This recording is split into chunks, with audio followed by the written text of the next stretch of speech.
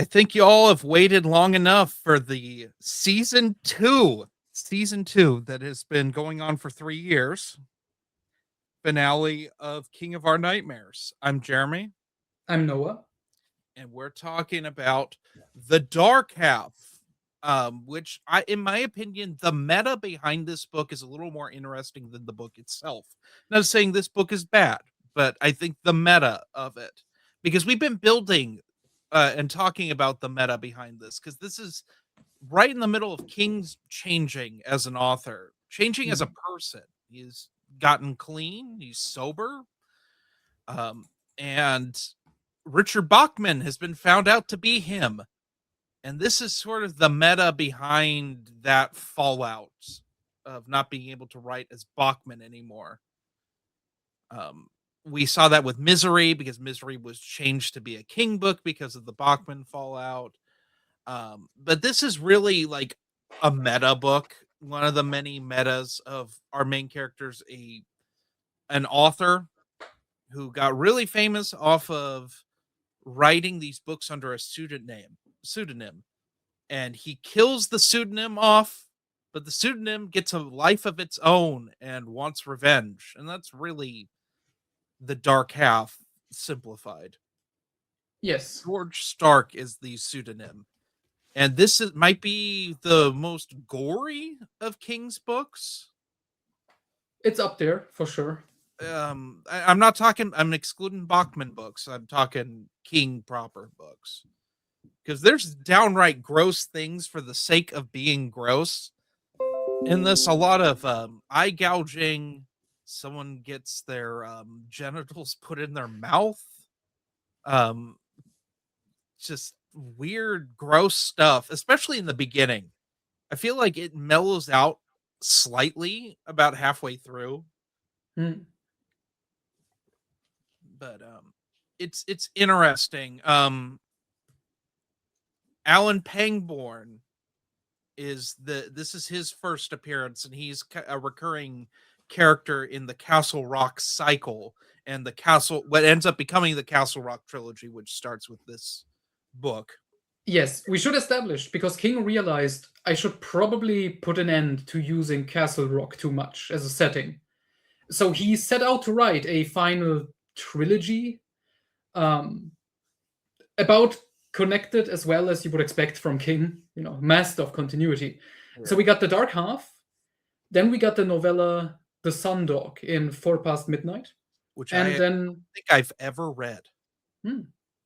So yeah, and then finally Needful Things, which I remember. We both were talking about this the other day. We both remember really liking Needful Things. I am worried because the audiobook is read by Stephen King. Ooh.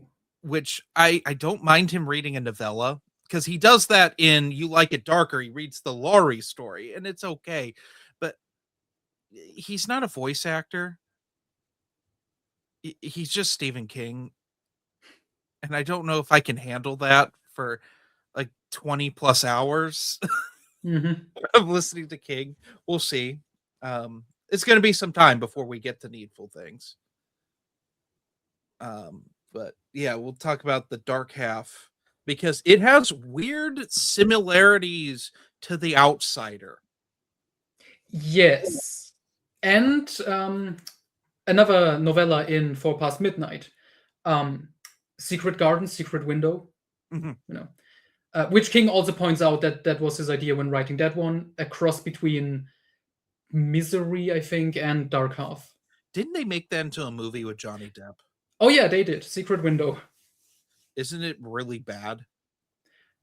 From what I remember, it's fine. I think it was written and directed by the screenwriter David Koepp, who also did like work on Indiana Jones and the Kingdom of the Crystal Skull. Okay. Yeah. Here's the thing with the Dark Half. I appreciate it exists. I'm not a fan of it, because in my opinion, I like Alan Pangborn. He's probably my favorite character in all these, and we've lost Noah's video. It was about we're always in a competition. If you haven't watched this show before, it's always a competition to see whose internet is worse. That's right. Yep. But I like Alan Pangborn. I don't care for the I'm forgetting the author's name. Thad Beaumont. I don't like Thad. I think he's boring, and I find his wife to be very whiny. Yeah. I mean, they're not bad characters. I don't care for them.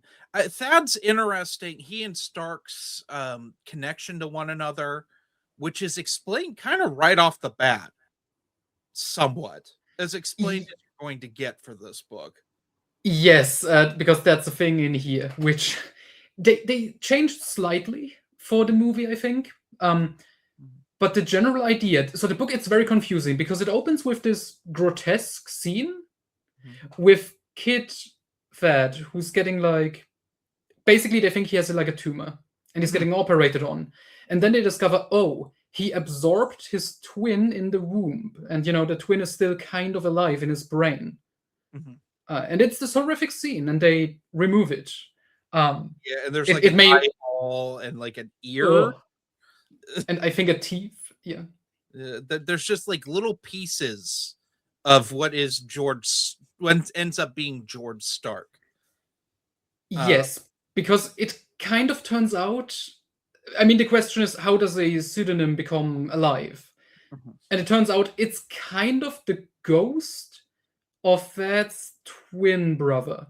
Yes, but you have to really infer into that to get there. And I've read this twice. I've seen the film, and yeah, it's only on this time where that kind of started to make a little more sense. Especially because Barrow. In the movie, they actually explain that more directly, how that works, because they realized, oh, what? Because in the book, it is kept so vague. And a large part of Alan Pangborn's plot is, if I remember correctly, finding like the doctor and talking to him and finding out, oh, so that's what happened. So I guess that's the connection, the explanation behind this weird pseudonym situation. Yeah, and that's probably why I like the Alan Pangborn stuff. Also, he feels like a real person. Yeah. He's the most like lifelike. He's going through some troubles where his wife's in very poor health, and he's essentially working all the time and raising their two kids and trying to take care of his wife and stuff. And I thought that was interesting. It's not dwelled upon too much. But I will say that it's that and the Stark it's a slasher book. A lot of whenever George Stark's there, it's a weird, like, you ever seen the movie Maniac? I was gonna say yes. I was thinking of Maniac Cop. No, I haven't seen Maniac. Oh, I recommend it. It's a very uncomfortable early slasher movie. Very gross. Nice.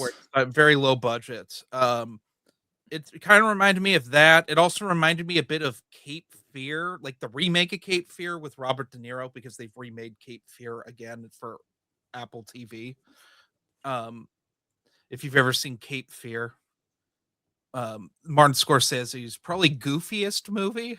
It is a movie where Robert De Niro bites a woman's ear off. Nice. But like George Stark he's crazy. He's a slasher, but he's not a silent slasher. He's gonna talk to you while he butchers you. It's gross. He kills some cops with a straight razor, and it is truly horrific.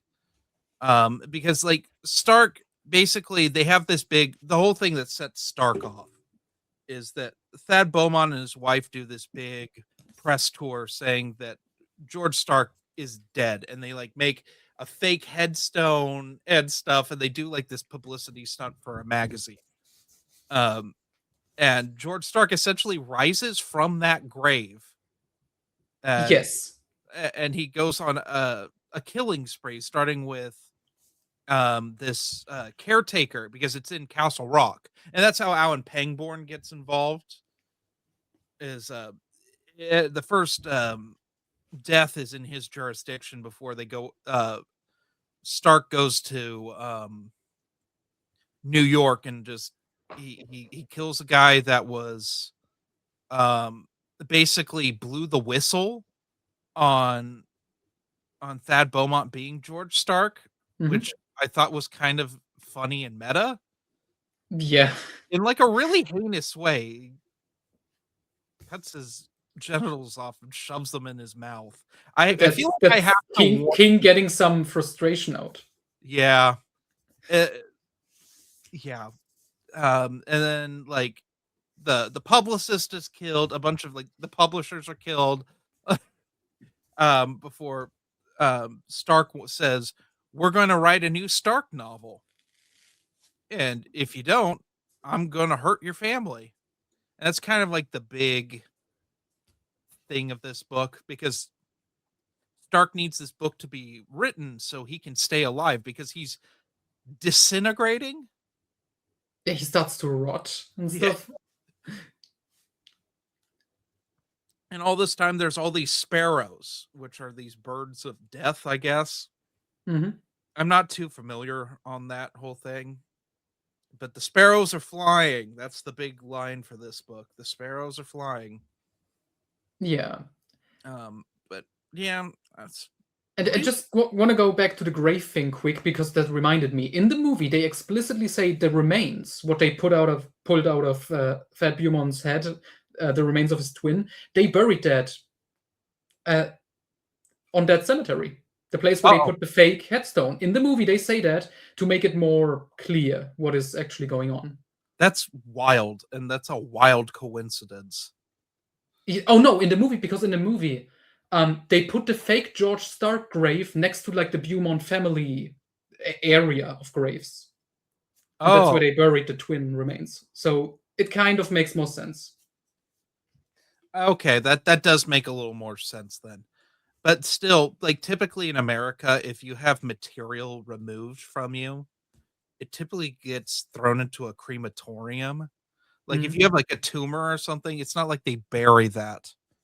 Yeah, I think they do say, the parents, when they learned it was like the twin situation, they demanded, please give us that. We're gonna take care of it. Okay.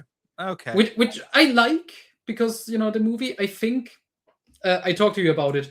I prefer the movie out of these two versions, See, I saw the movie in high school. Or no, I saw it in middle school. That was when it was right around the time I became such a King super fan, and I had to watch every film adaptation of his books. And I saw that in Needful Things and like a whole bunch of them in like a King marathon on TV. Mm-hmm. So granted, I've never seen the unedited version. It is a George Romero film from that weird era where he kind of fell off the radar. It's post Day of the Dead.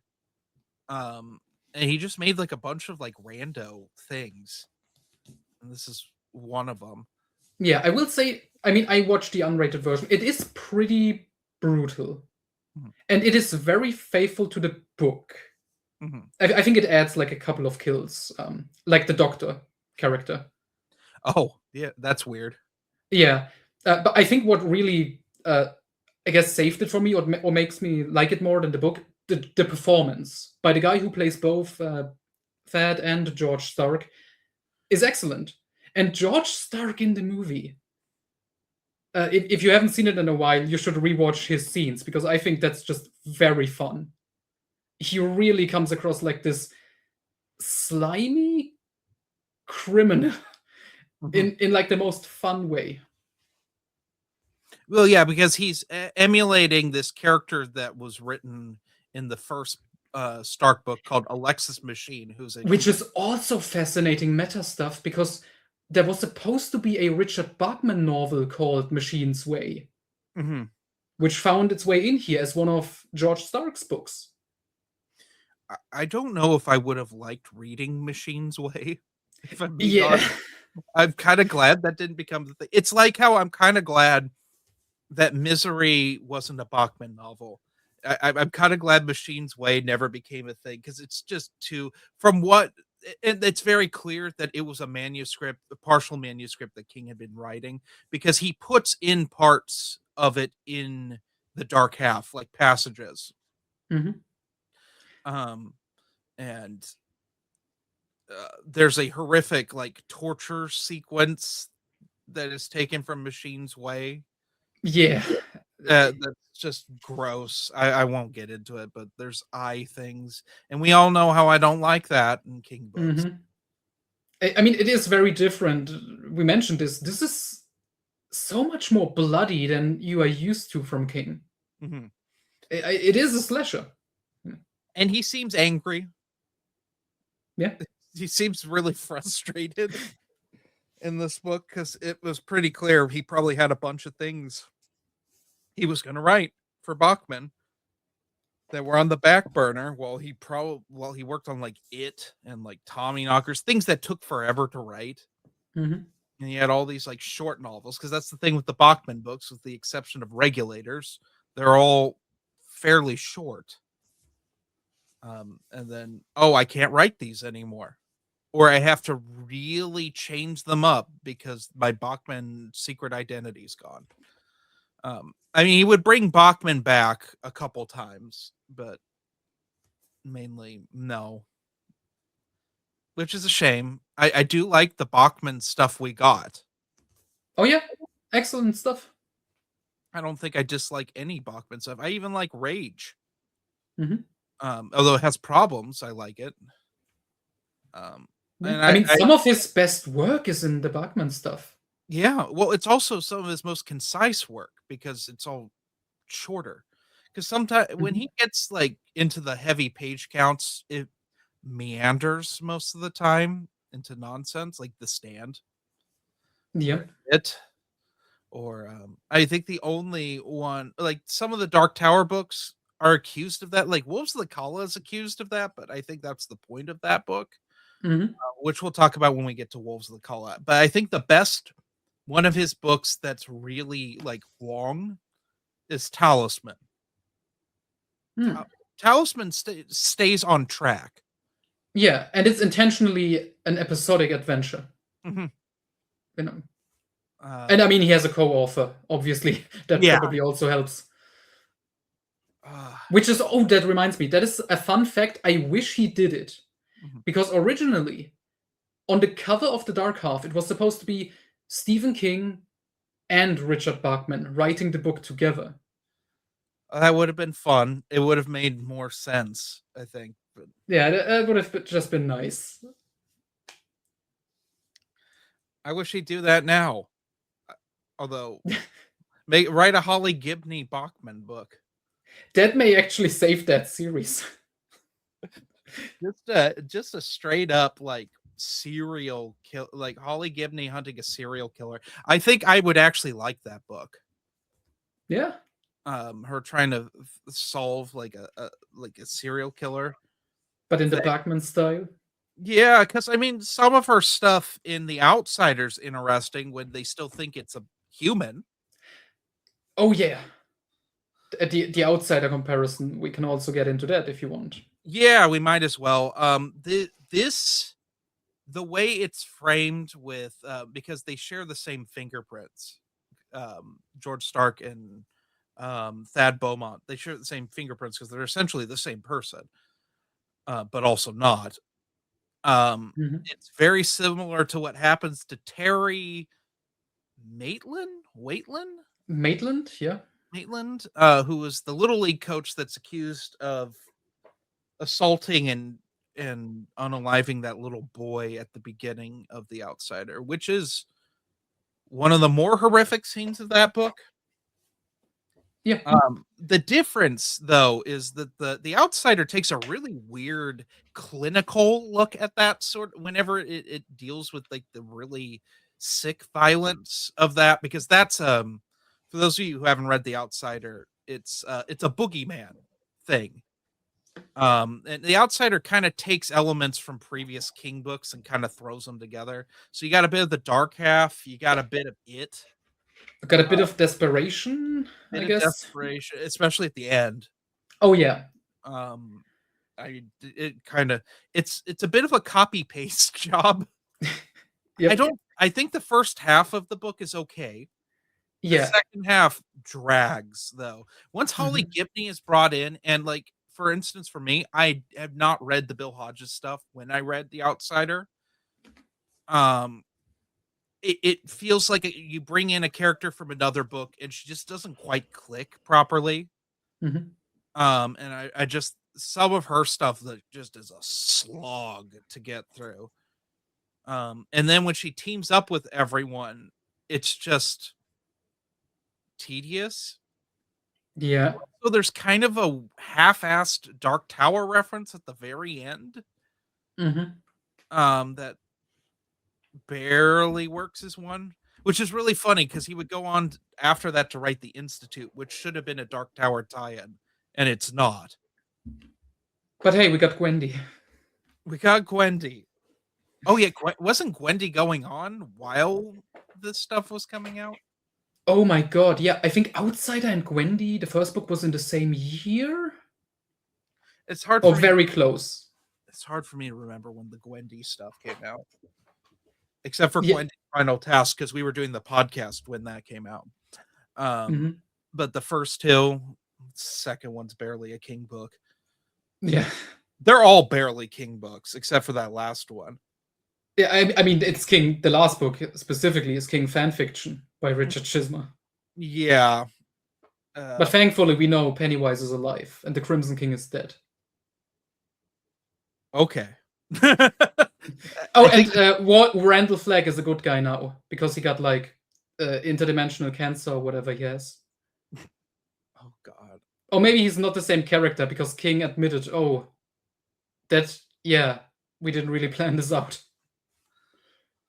He doesn't plan out anything. He's not a continuity guy, and he's the first one to say that. That's kind of something I respect about him. Is he's like, I'm not good with continuity. That's something you can respect with like the Dark Tower. That's why in the series it's a plot point. Direction and time just changes all the time because King can't keep track of it. And they took so long. Yeah, oh yeah, and it took decades to write it. But yeah, I respect that. Him just being like, I'm gonna make a plot point. And eventually there is a meta aspect that's introduced near the end that makes sense. Mm-hmm. And you can even use that explanation for any sort of continuity weirdness in any of King's work, because it's all kind of connected. Mm-hmm. But with the Outsider connection, it reminds me of a problem I realized I have with this book when I was watching the adaptation, because I do like it, but it made me realize the Outsider for the first, I want to say half, it does play it like we don't know for sure there's supernatural stuff going on. Mm-hmm. Everything hints at it, but we are following in a logical way with the main detective character, Ralph Anderson. And it's like, the book would be so much better if there was a realistic answer to this extremely confusing mystery. Like, how is this even possible?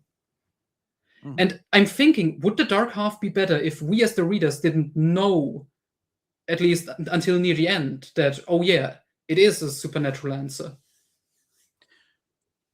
Maybe. I don't know. Honestly, I could see this as, what if it wasn't supernatural at all and Thad Beaumont is a crazy person? We do get that in Secret Garden, Secret Window. Okay. Which is why I prefer that one. It goes in a more interesting direction. Maybe that's why that was written. King realized after the fact, oh, maybe I should have done this. Yeah, I don't know. Because the George Stark stuff, he is a fun character, and he does have the brutal scenes. So if you like the gory stuff in a horror book, you are getting plenty of it. Yeah, it is. And like I said, it is not the grossest things I've read in a horror book. there's a reason the extreme horror subgenre exists for Mhm. people that are gore hounds, and this wouldn't be graphic enough for those kinds of people. No. But um, I, I it was just shocking for this book. It was unnecessary.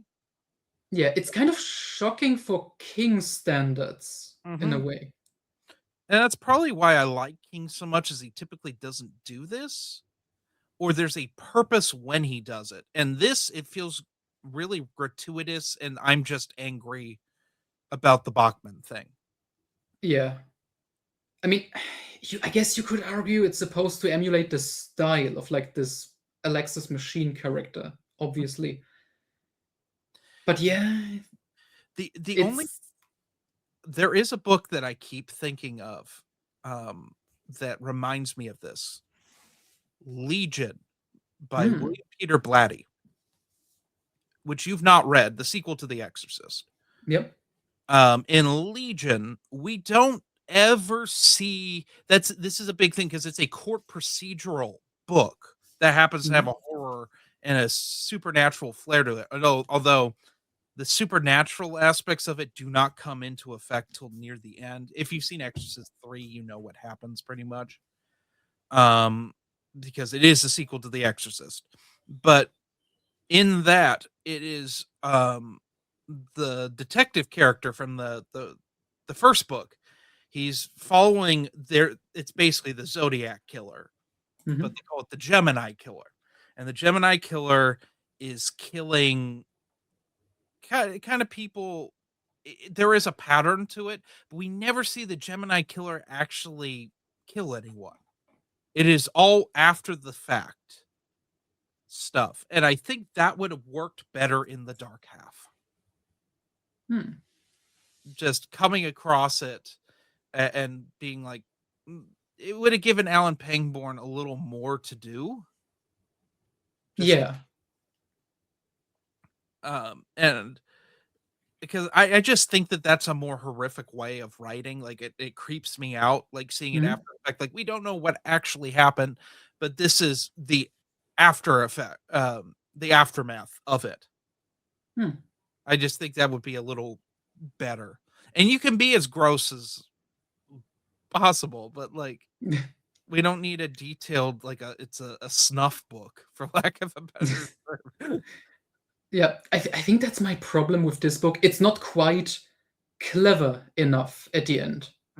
It's not scary. Yeah, it's gross at It's parts, but it's not scary.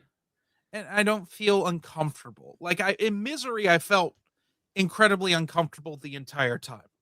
Yeah, I Uh, think part of why it doesn't work, we would need Thad Beaumont. He would need to be a better character for this to really work yeah, with like his dark half and everything. But as you said, he's just he's there. He is insert. I mean, he's not Jim Gardner levels of bad. I didn't hate Thad Beaumont like I hated Jim Gardner and Tommy Knockers. Mhm. Um, but he's not the best author character that King's written, and that's so funny that there's so many of them. You just Yeah. it's so it's like a stereotype of his writing. Well, write what you know. Yeah. Um.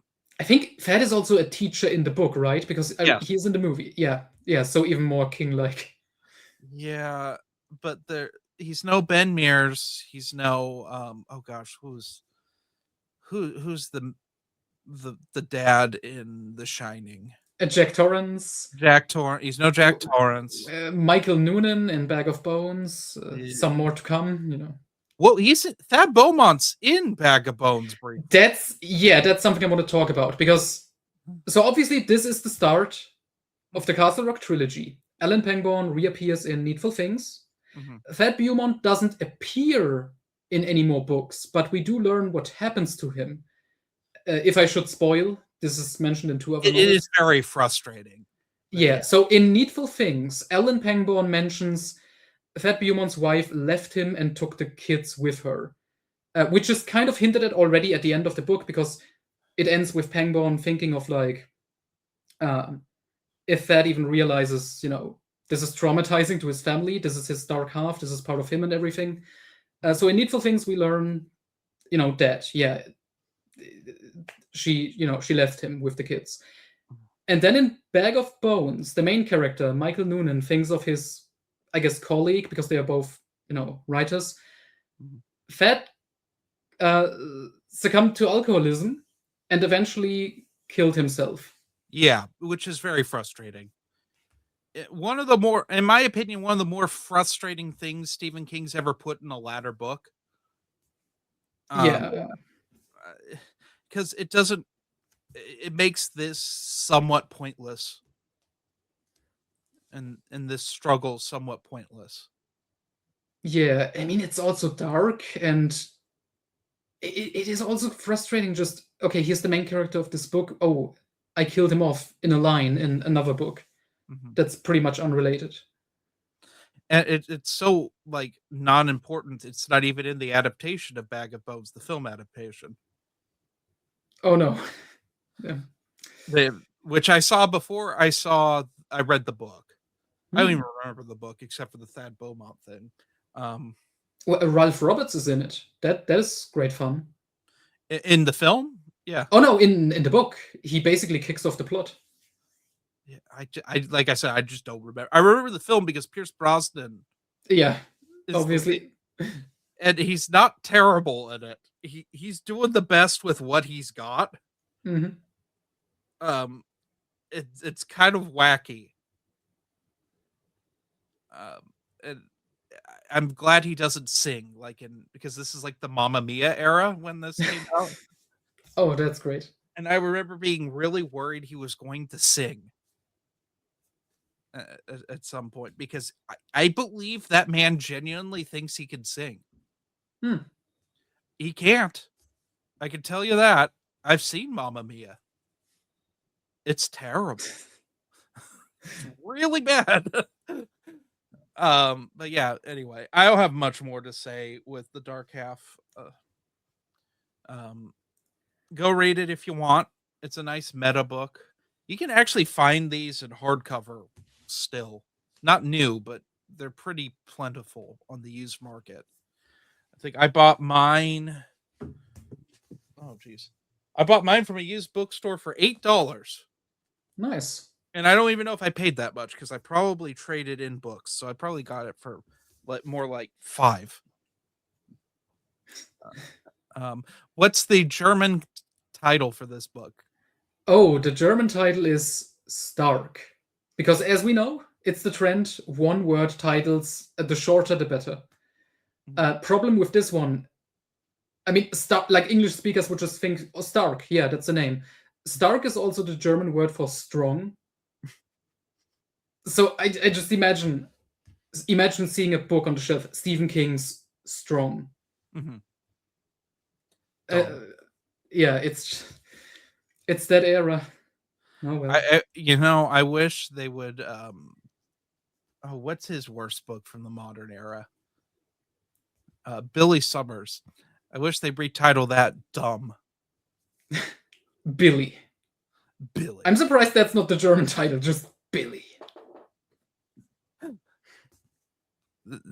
It's just so weird that Germany would just rename all of his books. Yeah, I mean, it's common practice. You translate a book, you give it obviously also a translated title. And if you don't translate it literally, you just change it to whatever because you think you're clever. Or you think, oh, this will appeal to the readers of this place. And then King started doing it recently. Like, his worst book in the modern era is Holly. Now he's doing that with like these one-word titles. I wonder if he talked to Troy Denning. Oh god. Troy Denning likes his one-word titles. I can only think of 2 Star Wars books he wrote that aren't one-word titles. Well, that was because they needed the space on the spines of the Star Wars books. It just kept getting longer. Yeah, you know that Troy Denning wrote 2 books called Crucible? Yeah, one is like Once a Forgotten another Realm. fantasy. Yeah, Forgotten Realms. and the which I just was like back a while ago because I thought I was going to meet Troy Denning. I was trying to figure out what Star Wars books he wrote and make sure I had all of them. And I'm like, he wrote Forgotten Realms. It makes sense because Margaret Weiss and him are friends. Margaret Weiss, creator of Dragonlance, and Troy Denning. She has told me that they're pals.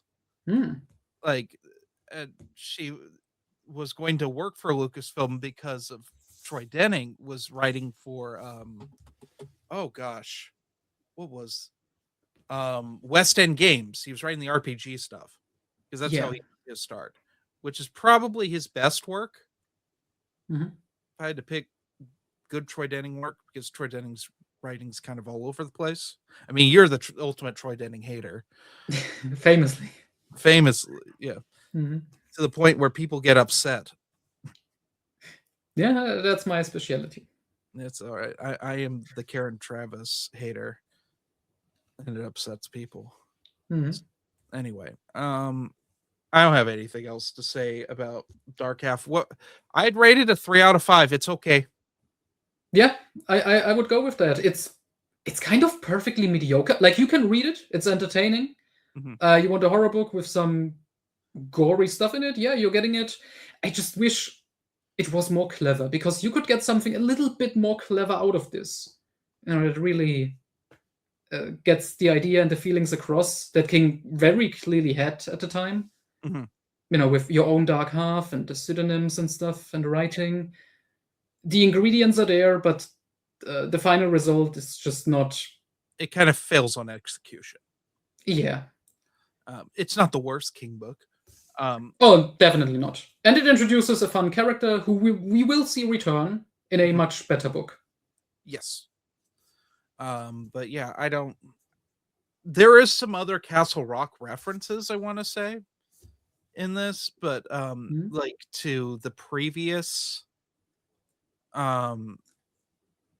sheriff, who's Bannerman's brought up, and the whole Cujo thing's brought up.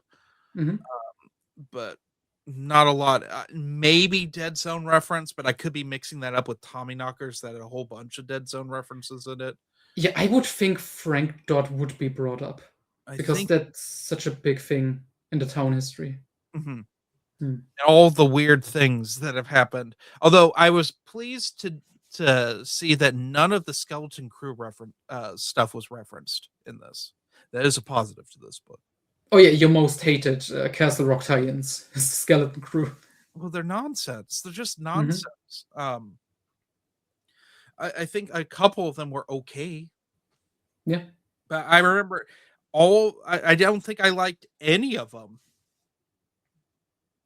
Now I'm just curious if any of that is referenced in Needful Things, because it obviously references the novels and like the body and stuff, but I don't remember if it does like these short stories.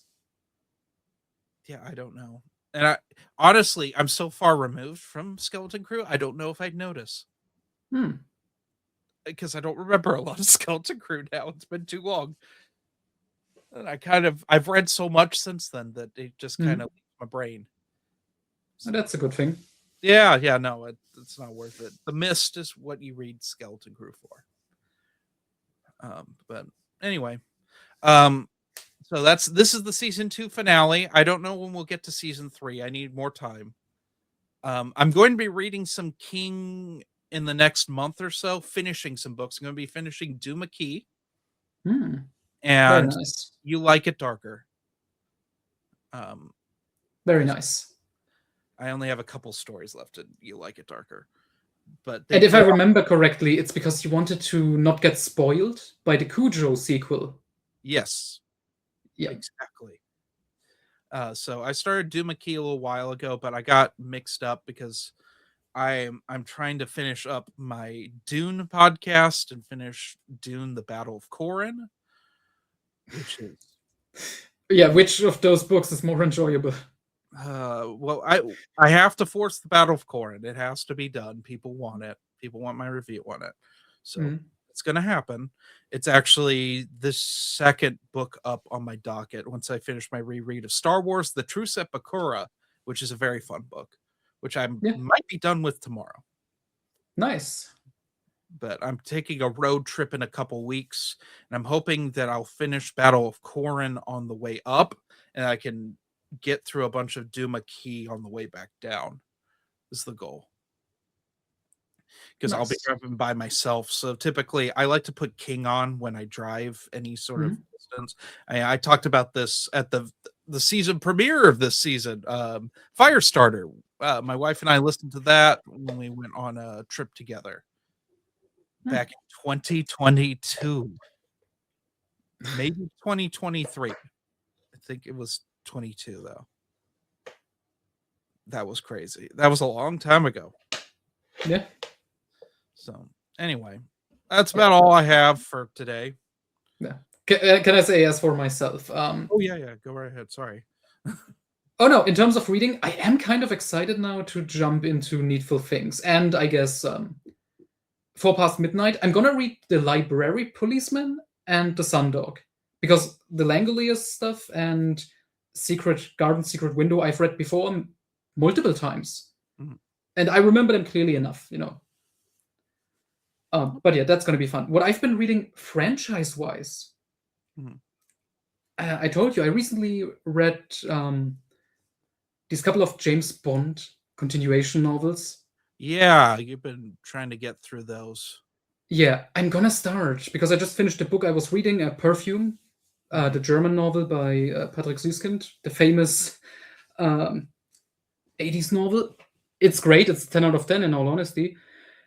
And now I can start Solo, a James Bond story by William Boyd. Yeah, the only one of these modern Bond books that takes place in the 60s that you haven't read. Exactly, because after this one, we got the Anthony Horowitz trilogy, and then all the spin-off stuff, and then obviously on His Majesty's Secret Service. Yeah, and the best one. Ugh. And then the sequel to that, King Zero, later this year. Oh, is it the same author? Yeah, Charlie Hickson. Huh. Okay. We'll see how that goes. Yep. I have no faith in that. Yeah, I'm also probably gonna read the Q mysteries, like what is it called? The Quantum Menace. It's not the Quantum Menace, the Quantum Menace. I think it's Quantum of Menace, but saying obviously as a reference to Quantum of Solace, but saying the Quantum Menace is so much more funny. It is. I agree. Who was clamoring for Q spin-offs? Like, at least in the early 2000s, Young Bond, okay, we want to attract children, and Moneypenny Diaries, okay, we want women. I get it. But the Felix Leiter spin-off, it's great, but why? To attract the American audience? I don't know. Was this the Die Another Day era, or was this the Casino Royale era?